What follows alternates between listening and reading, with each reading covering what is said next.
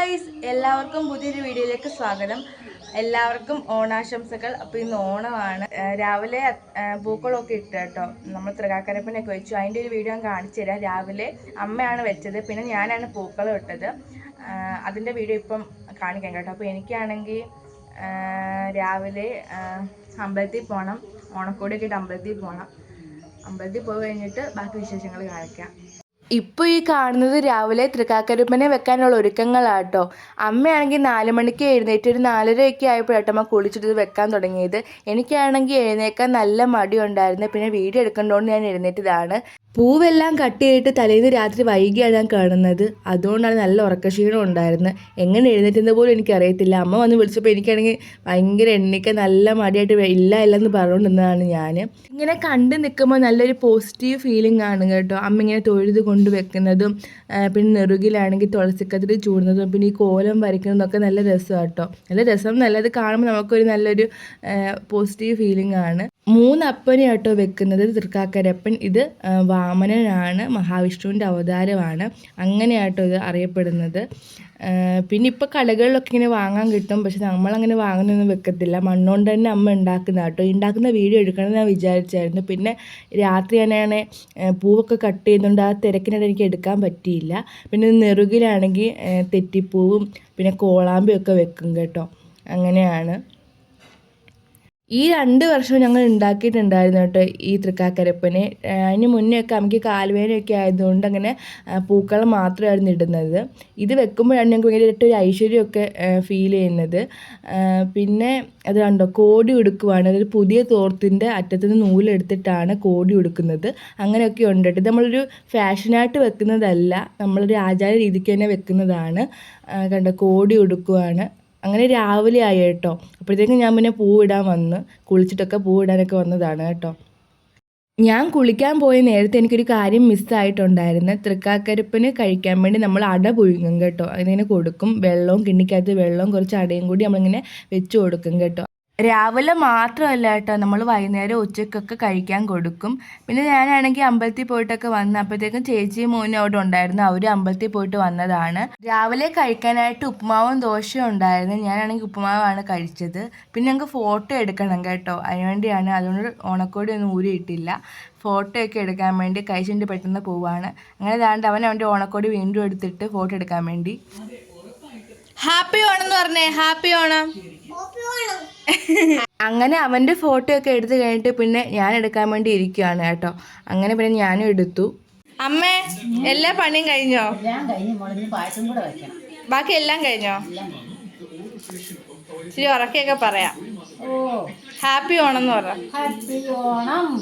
ഓണം എങ്ങനെയുണ്ട്? ഓണം അടിപൊളിയല്ലയോ? മിയ മിയ എന്നുവെച്ചാ മിയ മിയ നല്ലത്. ഞങ്ങളുടെ എല്ലാ ഓണവും ഇങ്ങനെയൊക്കെ തന്നെയാണ് കേട്ടോ. ഞങ്ങൾക്ക് ഇങ്ങനെ പ്രത്യേകിച്ച് വേറെ ഒന്നുമില്ല, വിരുന്നിനൊന്നും പോകാനൊന്നുമില്ല. പിന്നെ ഈ വട്ടം പ്രധാനമായിട്ട് എന്താണെന്ന് വെച്ച് കഴിഞ്ഞാൽ അച്ഛനുണ്ട്. ഈ വട്ടത്തെ ഓണത്തിന് അച്ഛൻ നാട്ടിലുണ്ട്. 2 ദിവസം കഴിയുമ്പോൾ അച്ഛൻ പോകും കേട്ടോ. ഓണം കഴിഞ്ഞ് പോകാനിരിക്കുകയാണ് അച്ഛൻ. പിന്നെ അങ്ങനെയൊക്കെയാണ്. പായസം ഉണ്ടാക്കുകയാണ് മമ്മി അല്ലേ? ചേച്ചിയും കൊച്ചൊക്കെ പോയി കേട്ടോ. ഇപ്പം ഞാനും അമ്മയും അച്ഛനും മാത്രമേ ഉള്ളൂ. ഇങ്ങനെയാണ് ഓണം, ഇവിടുത്തെ ഓണം ഇങ്ങനെയാണ്. ഈ വട്ടം അച്ഛനുണ്ട് എന്നൊരു പ്രത്യേകതയാണ് ഉള്ളത്. അല്ലെങ്കിൽ ഞാനും അമ്മയും മാത്രമേ ഉണ്ടാവാറുള്ളൂ. പിന്നെന്താ, ഇങ്ങനെയൊക്കെ. പിന്നെ TV കാണുന്നു. ഇനിയിപ്പം ഉച്ച കഴിഞ്ഞിട്ട് മറ്റേ സിനിമയുണ്ട്, പ്രിൻസ് ആൻഡ് ഫാമിലി ഉണ്ട്, പിന്നെ തുടരുമുണ്ട്. അതൊക്കെ ഒന്ന് കാണണം.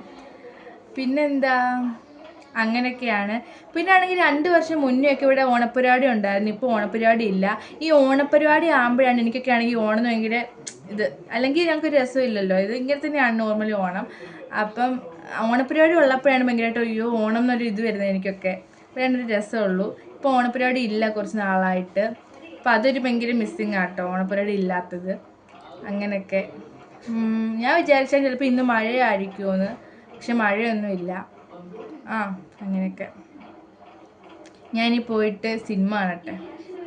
പിന്നെ വെച്ചൊക്കെ കൊടുത്തു കഴിഞ്ഞിട്ട് ഞങ്ങളൊക്കെ സദ്യ കഴിക്കാൻ വേണ്ടി ഇരുന്നു കേട്ടോ. ഞാനും അമ്മയും അച്ഛനും കൂടി എല്ലാം വിളമ്പുവാണ്.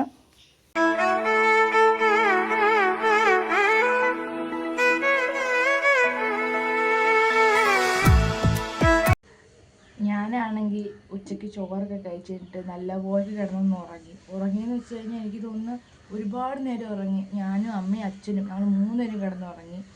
എന്നിട്ട് ഇപ്പോൾ കുറച്ച് നേരം അവിടെ എണ്ണീറ്റിട്ട് എൻ്റെ ഓണം ഉറക്കമായിരുന്നു. നല്ല പോലെ കിടന്നുറങ്ങി. എന്താണെന്നറിയില്ല, ഭയങ്കര ഉറക്കം. ഇനിയും ഉറങ്ങണം തോന്നുന്നു, അമ്മാതിരി ഉറക്കമായിരുന്നു. എന്നിട്ട് ഇപ്പം എണീറ്റാട്ടോ. ഇനിയിപ്പം മുറ്റം തൂക്കണം, ചായ കുടിക്കണം, അങ്ങനെ. അപ്പം അച്ഛൻ പുറത്തോട്ട് പോയി. ഇപ്പം ഞാനും അമ്മയും മാത്രമേ ഉള്ളൂ. കേതു ഓണം എങ്ങനെ ഉണ്ടായിരുന്നു? കൊള്ളായിരുന്നോ? ഓണം എങ്ങനെ ഉണ്ടായിരുന്നു? ഓണം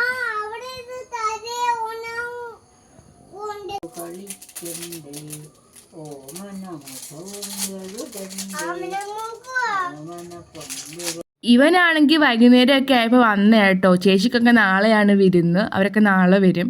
ഞാനും അമ്മയും കൂടി ഇന്ന് കാര്യമൊക്കെ പറയായിരുന്നു. അപ്പോഴത്തേക്കും നാണ്ട് അച്ഛൻ വന്ന്.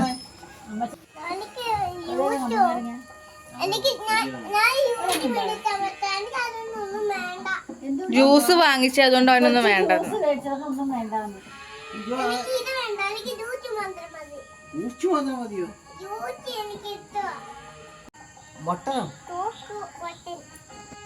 രണ്ട് പേര് 3 പേരെടുത്ത് 3 പേരെ വെച്ചെടുത്ത് ആ പൊട്ടിക്കണോ ഇല്ലയോ? എൻ്റെ ഓണം ഇത്രയൊക്കെ ഉള്ളു കേട്ടോ. ഞാൻ ഇത്രയൊക്കെ എടുത്തിട്ടുള്ളൂ, ഇത്ര തന്നെ ഉള്ളൂ. പിന്നെ ഇനിയിപ്പോൾ രാത്രി എന്താ, ചോറ് കഴിക്കും, TV കാണും, അങ്ങനെയൊക്കെ ഉള്ളൂ. പ്രത്യേകിച്ചൊന്നും ഇല്ല. അതുകൊണ്ടാണ് അങ്ങനെ ഈ വട്ടത്തെ ഓണം ഇങ്ങനെ അങ്ങ് പോയി. ഇനി അടുത്ത വട്ടം അടിപൊളിയാക്കാം. ഈ വട്ടം അടിപൊളി തന്നെയാണ്, അതായത് എല്ലാ വട്ടവും ഉള്ള പോലെ തന്നെ ഉള്ളൊരു ഓണമാണ്. അടുത്ത വട്ടം കുറച്ചും കൂടി അടിപൊളിയാക്കാൻ പറ്റട്ടെ എന്ന് വിചാരിക്കുന്നു. അപ്പോൾ ഇത്രയേ ഉള്ളൂ ഗൈസ്, ബൈ.